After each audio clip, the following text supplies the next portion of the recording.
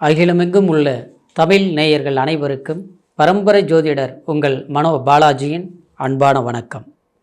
ரிஷபராசி அன்பர்களுக்கு சூரியன் குரு இந்த மாபெரும் இந்த இரு கிரகங்கள் உங்களுடைய ராசிக்கு 2ஆம் இடம் ஒன்று சேரக்கூடிய இந்த காலகட்டம் வரக்கூடிய ஜூன் மாதம் 15ஆம் தேதியிலிருந்து இந்த இரு கிரக சேர்க்கை ஏற்பட போகுதுங்க. ஒருத்தருடைய வாழ்க்கையில் செல்வாக்கு, பணம், அதிர்ஷ்டம், ஒரு எதிர்பாராத வாழ்க்கையில் ஒரு முன்னேற்றங்களை அடையணும்னா அவங்களுடைய ஜாதகத்தில் ஏதாவது ஒரு யோகங்கள் ஏற்படணும். அப்போ தான் கஷ்டம்னே பட்டுட்ருக்கிறவங்க கூட திடீர்னு பார்த்தோம்னா ஏதாவது ஒரு வழியில் ஒரு பெரிய இம்ப்ரூவ்மெண்ட் அப்படின்னா ஒரு முன்னேற்றம் வாழ்க்கையில் ஏற்படுது. அதுக்கு காரணம் ஏதோ ஒரு யோகங்கள் செயல்படணும். அப்படி பார்க்கும்போது உங்களுடைய ரிஷப ராசி அன்பர்களுக்கு இந்த இரு கிரக சேர்க்கினால் ஒரு அற்புதமான ஒரு யோகம் ஏற்பட போகுதுங்க. இந்த யோகம் சிவராஜ யோகம்னு சொல்லக்கூடிய ஒரு அற்புதமான ஒரு யோகம். இந்த யோகத்தினால் உங்களுடைய ராசிக்கு எப்பேற்பட்ட ஒரு அற்புதமான பலன்கள் இந்த நவ கிரகங்கள் கொடுக்க போகுது அப்படிங்கிறத பற்றி தாங்க இந்த பதிவில் இப்போ நம்ம பார்க்க போகிறோம். முதலாக பார்க்குறவங்களா இருந்தீங்கன்னா சப்ஸ்கிரைப் பண்ணி பெல் பட்டன் அழுத்தி ஆல் ஆப்ஷன் கொடுங்க. ரிஷபராசி அன்பர்கள் அப்படின்னா ரிஷபத்துக்கு சொல்லணுமா, சுக்கிர பகவானுடைய ஆதிக்கத்தில் பிறந்தவங்க, காலபுருஷ தத்துவத்தில் 2வது வரக்கூடிய தனராசிக்கார். ஏன்னா அதனால தான் எந்த இடத்துல இருந்தாலும் ரொம்ப கௌரவமாக வாழணும்னு நினைக்கக்கூடியவங்க ரிஷபராசிக்கார்.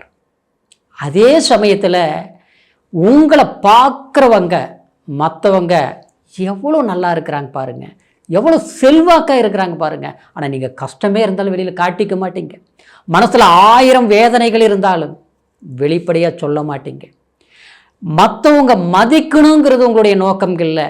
ஆனால் மற்றவங்களை நம்மளை ஏன் இவங்க இப்படி இருக்கிறாங்கன்னு நினைக்கிற அளவுக்கு நம்ம ஒரு சாதாரணமாக இருக்கக்கூடாது. நம்மளுடைய நாம்பளாக இருந்தாலும் சரி, தன்னுடைய குடும்பமாக இருந்தாலும் சரி, நம்ம கட்டியா மனைவி இல்லையா குழந்தைங்க எல்லாருமே அடுத்தவங்க மதிக்கக்கூடிய ஒரு நிலையில் நாம் இருக்கணும்னு நினச்சி அரும்பாடுபட்டாலும் பெருவாழ்வு வாழணும்னு நினைக்கக்கூடிய ராசிக்காரர் தான் ரிஷபராசி. ஆனால் அப்பேற்பட்ட உங்களுக்கு கடந்த காலம் ஜென்மகுரு என்ன செய்தது? அதாவது அந்தணன் தனித்து நின்றால் அதாவது அபகீர்த்தி உண்டாகும் அப்படிங்கிறது சொல்லுக்கு தகுந்த மாதிரி கடந்த காலத்தில் ஒரு இடத்துல இருக்க முடியல, எந்த வேலையும் சரியாக செய்ய முடியல. இருந்த வேலையில் சிலருக்கு பார்த்தோம்னா போயிடுச்சு, வேலை போயிடுச்சு, ரொம்ப நாளாக கஷ்டப்பட்டு செய்துட்டு இருந்தேன் ஆனால் அந்த இடம் போயிடுச்சு. ஒரு இடத்துல இருந்தவங்க சில பேர் பார்த்தோம்னா இடமாற்றங்கள் செய்திருப்பீங்க. ஒரு இடத்துல இருந்தோம், ரொம்ப நாள் இருந்தோம், ஆனால் இன்றைக்கி பார்த்தோம்னா இடம் மாற வேண்டிய ஒரு நிர்பந்தம் ஏற்பட்டுருச்சு. ஆனால் வந்த இடத்துல பார்த்தா அதை விட கஷ்டமாக இருக்குது. இது வேலைக்கும் உகுந்தும் வீட்டையும் உகுந்தும், அதாவது இடம் மாறி ஊர் விட்டு ஊர் போய் தொழில் செய்தால் கூட, அயல்நாடு அயல் தேசத்தில் போய் வேலைகள் செய்தாலும் கூட அங்கேயும் பிரச்சனையாக இருக்குதுங்க. நான் என்னதான் பண்ணுறது அப்படின்ட்டு போராடிட்டு இருந்த ரிஷபராசி அன்பர்களுக்கு இந்த சூரிய பகவான், குரு பகவான், ஏன்னா உங்களுடைய ராசிக்கு தனஸ்தானத்தில் 2ஆம் இடம் வாக்குஸ்தானத்தில் சஞ்சாரமாக போகுதுங்க. எப்போ? ஜூன் மாதம் 15ஆம் தேதியிலிருந்து ஜூலை மாதம் 16ஆம் தேதி வரைக்குமே இந்த அற்புதமான காலம். ஏங்க ஒருத்தருக்கு என்னதான் நம்ம நல்லவங்களாக இருந்தாலும் கையில் கொஞ்சம் காசு வேணும். அது மட்டும் இல்லை, தனம் எவ்வளோ சம்பாதிக்கிறதுங்கிறது முக்கியம் கிடையாது. கையில் 10 ரூபா பணம் மிச்சம் வைக்கணும் ஆச்சுங்களா. கடந்த காலத்தில் சம்பாதிச்சது எப்படி செலவாச்சுன்னே தெரியல, கடன் வாங்க வேண்டிய சூழ்நிலை ஆகி போச்சு, வருமானம் குறைஞ்சு போச்சு, 50 பேர் வச்சு வேலை செஞ்சுட்டு இருந்தேன், என்னுடைய முயற்சிகள் எல்லாமே பாடுபட்டேன், ஆனால் அதில் 10 பைசாவுக்கு பிரயோஜனம் இல்லாத அளவுக்கு ஆகிப்போச்சுங்க அப்படின்னு நினச்சி வருத்தப்பட்ட ரிஷபராசி அன்பர்களுக்கு இந்த 2ஆம் இடத்துல இந்த சேர்க்கையினால் உங்களுடைய தானம் அது மட்டும் கிடையாது, உங்களுடைய வாக்கு சில காலங்களில் பார்த்துட்டோம்னா உங்களுடைய ஒரு வார்த்தை சொல்லிட்டுன்னா அப்படியே காப்பாற்றுவீங்க. ஒன்று செய்யணும்னா செஞ்சிடணும், ஒன்று முடிக்கணும்னா முடிச்சிடணும். அந்த மாதிரி இருந்தவங்க சமீப காலமாக பார்த்தோம்னா எதையுமே சரிவர செய்ய முடியல. ஒன்று செய்யலாம்னு நினச்சா பிரேக் ஆகும். அது மட்டும் கிடையாது, கொடுக்கல் வாங்கல் சம்மந்தப்பட்ட ரீதியிலேயே கூட வாக்கு கொடுத்துட்டோம், ஆனால் அந்த வாக்கு காப்பாற்ற முடியுமா, இந்த கரெக்டாக செஞ்சு முடிக்க முடியுமா அப்படிங்கிற ஒரு மன பயம், அழுத்தம். காரணம் என்ன? வர வேண்டியது வரமாட்டேங்குது. அதே நேரத்தில் நமக்கு கொடுக்க வேண்டியது கொடுக்க மாட்டேங்கிறாங்க. ஆனால் நாம் வாங்கின பக்கம் பதில் சொல்ல முடியாத சூழ்நிலைகள் உண்டாயிருச்சு. அந்த நிலையில் இருந்த உங்களுக்கு வாக்குஸ்தானத்திலையும் குடும்பஸ்தானத்திலையும் இந்த இரு கிரகங்கள் சஞ்சாரம் செய்யக்கூடிய காலம் உங்களுடைய சொல்லுக்கு ஒரு மதிப்பு சேரும், ஒரு மரியாதை உண்டாகும். கொடுத்த வாக்கை நிறைவேற்றி காட்டுவீங்க.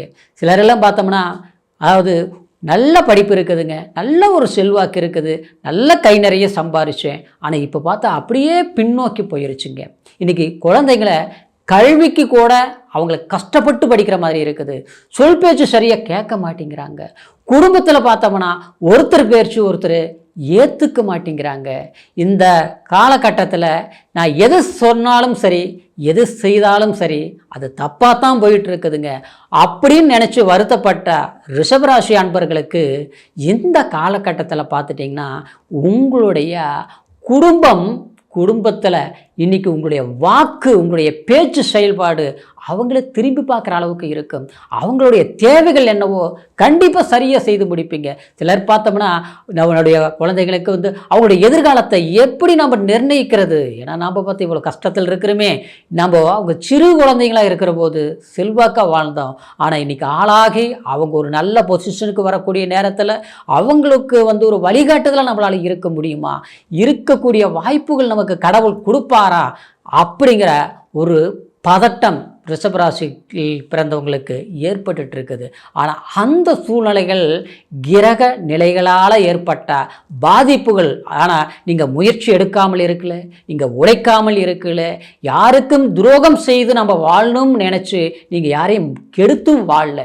ஆனால் உங்களை வேணால் மற்றவங்க கெடுத்தாங்களே தவிர, ஆனால் கண்டிப்பாக உங்களால் யாருமே கெட்டு போகலை. உங்களால் வாழ்ந்தவங்க தான் சில பல பேர் இருக்கிறாங்கன்னு சொல்லக்கூடிய அளவுக்கு தான் உங்களுடைய உள்ளமும் உங்களுடைய சிந்தனையும் உங்களுடைய செயல்பாடு இருந்திருக்கும். அப்பேற்பட்ட உங்களுக்கு இந்த கஷ்டங்கள் போகக்கூடிய காலம்தான் இந்த குரு சூரியன் சேர்க்கை.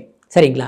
அதே நேரத்தில் உங்களுக்கு 4ஆம் அதிபதியாகி வரக்கூடிய இந்த சூரிய பகவான் 2ஆம் இடத்துல சஞ்சாரம் பண்ணக்கூடிய இந்த காலகட்டத்தில் பார்த்தோம்னா வீடு கட்டுற யோகம், மண்மனை வாங்கக்கூடிய யோகம், அதே சமயத்தில் கடந்த காலத்தில் ஒரு இட பிரச்சனைகள், வம்பு வழக்கு, கோர்ட்டு சிக்கல்கள், சில பிரச்சனைகள் இருந்தது எல்லாமே சரியாக தீர்த்து வைக்கக்கூடிய ஒரு காலமாக இருக்கும்.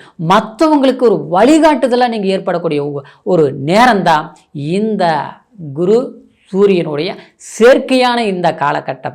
அதே நேரத்தில் சிலருக்கு பார்த்தோம்னா குடும்பத்தில் வீண் செலவுகள், விரைய செலவுகள், மருத்துவ செலவுகள்லாம் நடந்துட்டு இருக்கும். அதாவது ரிஷபராசியில் பிறந்தவங்களுக்கு கூட பார்த்துட்டோம்னா, அதாவது அடிக்கடி உடம்பு சரியில்லாமல் போகிறது, என்னென்ன தெரியாது. அதாவது திடீர் நல்லா இருப்போம், பார்த்தோம்னா திடீர் ஒரு பிரச்சனை வருது, ஹாஸ்பிட்டல் செலவுகள், இந்த டெண்டர் செலவுகள்லாம் விரயங்கள் அதிகமாக செய்துட்டு இருந்தீங்க. ஆனால் அந்த காலகட்டம் போகக்கூடிய ஒரு சூழ்நிலை தான் இந்த சூரியனும் குருவும் இந்த இணைவனால் ஏற்படக்கூடிய இந்த ஒரு அற்புதமான காலமாக எடுத்துக்கலாம். இந்த சமயத்தில் உங்களுடைய வாழ்க்கையில் நீங்கள் எதை செய்யணும்னு நினைக்கிறீங்களோ கண்டிப்பாக அது செய்தீங்கன்னா செய்கிறதுக்கு உண்டான ஒரு வாய்ப்புகளும் அமையும்.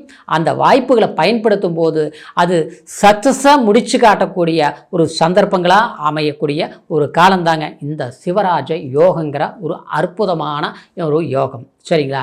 இந்த பலன்களை பொறுத்த வரைக்கும் உங்களுடைய ராசிக்கு கோச்சார அடிப்படையில் சொல்லியிருக்கிறேன். காரணம் என்னென்னா, சிலர் பார்ப்போன்னா நல்ல யோகமாக இருக்குது, நல்ல ஒரு பயிற்சிகள் நல்லா இருக்குது, ஆனால் நம்மளுடைய வாழ்க்கையில் முன்னேற முடியலையே, அதாவது நமக்கு அந்த மாதிரி நல்ல வாய்ப்புகள் எதுவும் அமையலையே அப்படின்னு வருத்தப்படுறதும் உண்டு. அதற்கு காரணம் என்னென்னு பார்த்தோம்னா தசாபுத்தி நல்லா இருக்கணும். ஏன்னா இது ராசியை வச்சு நம்ம சொல்கிறோம்.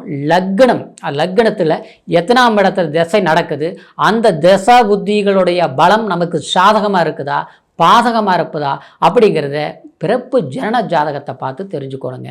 உங்களுடைய ஜனன ஜாதகத்தை நம்மக்கிட்ட பார்க்கணும்னு விரும்புனீங்கன்னா கீழே இருக்கிற நம்பருக்கு ஃபோன் பண்ணி உங்களுடைய சந்தேகங்களையும் கேட்டு தெரிஞ்சுக்கலாம். ஜாதக பலன்களையும் பார்த்து பலன்களை தெரிஞ்சுக்கலாம்.